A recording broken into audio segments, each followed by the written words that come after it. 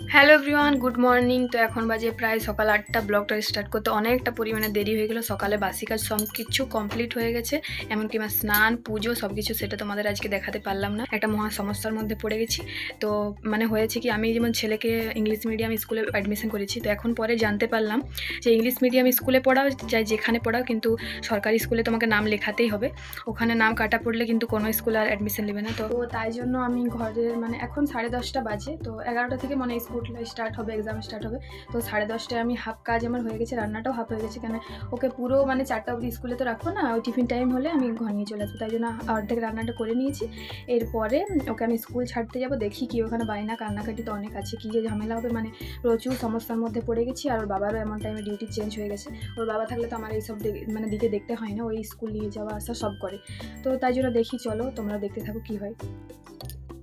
তো রেডি হয়ে গেছি, রেডি হয়ে নিয়ে ওকে স্কুল নিয়ে যাচ্ছি, হেঁটে হেঁটে নিয়ে যাবো, কেননা কালকে রাতে হালকা বৃষ্টি পড়েছিল, তো মাটির রাস্তা তো একটু খারাপ হয়ে গেছে, মানে অনেক কাদা আছে, ওখানে আমি গাড়ি চালাতে পারবো না, এত কাদা। তো দেখো হেঁটে হেঁটেই যাচ্ছি। তো স্কুলে পৌঁছে গেছি, 11টা মতো বাজে। আর স্কুলের অবস্থা দেখো, এখনও কোনো স্যার ম্যাম এখনও কেউ আসেনি, বাচ্চারা এমনি বসে বদমাশি করছে আর কি। তো স্কুলের বাইরে আমি একটু দাঁড়িয়েছিলাম, তো ভাবলাম স্যার ম্যাম আসুক তারপরে।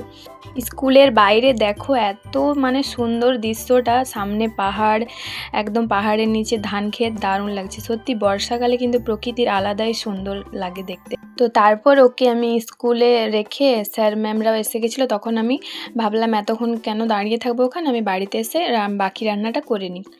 তো তোমাদেরকে আমি কালকে দেখিয়েছিলাম একটা রান্না, যে বললাম তোমরা গেস করো কি এটা, তো সেই রান্নাটা আজকে তোমাদের সাথে শেয়ার করব। দেখো এই জিনিসটা, এটা কি বলো তো, এটা হলো বাঁশকড়িল। হ্যাঁ বন্ধুরা, এটা হলো কচি বাঁশ যেটা হয় না, সেটাকে এমনি ছোট ছোট টুকরো করে কেটে, এটাকে আমাদের এখানে করিল বলে। আর তোমাদের ওখানে যদি কে কী নামে মানে পাওয়া যায় এটা, তো আমাকে জানিও যদি পাওয়া যায়। আমি যেভাবে রান্নাটা করছি মানে তেমন করে তোমরা একবার জাস্ট একবার ট্রাই করো, তো আমি কথা দিচ্ছি একদম চেটে পুটে খেয়ে নেবে। তো এখানে মশলা দেবো সর্ষে আর শুকনো লঙ্কা, বাস এটাই মশলা। তো মানে এটাকে আমি আজকে নিরামিষ করবো, এটাতে মানে পেঁয়াজ রসুন দিয়েও হয়, তো আজকে আমি যেহেতু নিরামিষ করছি তাই জন্য পেঁয়াজ রসুন কিছুই দেবো না। শুধু দেখো তেলটা গরম হলো, এবার যে ওই বাঁশকড়িলগুলো ওগুলো আমি দিয়ে দিলাম, আর সামান্য মানে পরিমাণ মতো নুন আর হলুদ দিয়ে এটাকে ভালো করে প্রথমে ভেজে নিতে হবে। এটাকে ভালোভাবে ভাজা ভাজা করে নিয়ে, আর তোমরা তো দেখলে আমি সর্ষে আর শুকনো লঙ্কাটা বেটে রেখেছিলাম, ওটা ভাজা ভাজা হয়ে যাওয়ার পর দিয়ে দিলাম। তারপর জল, মানে জাস্ট 5 মিনিটের এটা রান্না, কিন্তু খেতে একদম মারাত্মক টেস্টি লাগে।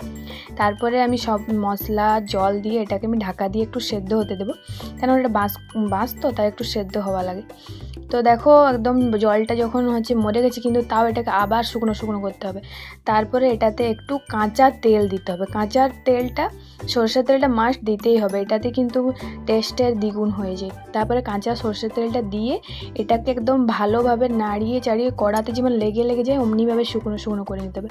ব্যাস দেখো রেডি হয়ে গেছে, এটা দিয়েই মানে এক থালা গরম গরম ভাত নিমেষের মধ্যে সাবার হয়ে যাবে। তো তোমরা প্লিজ একবার ট্রাই করো যদি পাওয়া যায়। তো তোমরা সবাই জানো এটা তো শ্রাবণ মাস, তো শ্রাবণ মাসে আমাদের বাড়িতে 4বার মা মনসার পুজো হয়, মানে একবার হয়ে গেছে, আর আজকে একটা পুজো যেটাতে মানে 14 রকমের শাক দিয়ে মা মনসাকে পূজা করা হয়। সেই 14 রকম শাকটা প্রথমে মা মনসাকে 3 জায়গায় কচু পাতাতে দেওয়া হয়, তারপর ওটাকে বিনা তেল আর নুন দিয়ে সেদ্ধ করে ওটা আমরা খাই, এটাই আমাদের নিয়ম। তো চলো তোমাদের দেখাই যে কীভাবে মানে শাকটা আমরা দিয়েছি মা মনসাকে, চলো। বাড়িতে কার কার এই নিয়মটা আছে যে 4বার মা মনসা পুজো হয়, আর এমনি শাক দিয়ে মা মনসাকে পুজো করা হয়? তোমাদের কার কার বাড়িতে এটা এই নিয়মটা আছে সেটা আমাকে কমেন্ট করে অবশ্যই জানিও, একদম ভুলবে না। কিন্তু তোমরা কিন্তু ভিডিও দেখছো কিন্তু লাইক করছো না, একটাও কমেন্ট করছো না। তোমরা প্লিজ কমেন্ট করো, লাইক করো, তোমাদের একটা ছোট্ট কমেন্ট আমার জন্য খুব গুরুত্বপূর্ণ, তাই জন্য একটা লাইক আর কমেন্ট। আর যদি আমার ভিডিওটা ভালো লাগে তো সাবস্ক্রাইব তো অবশ্যই করতেই হবে, কি বলো? চলো দেখাই নিয়মটা।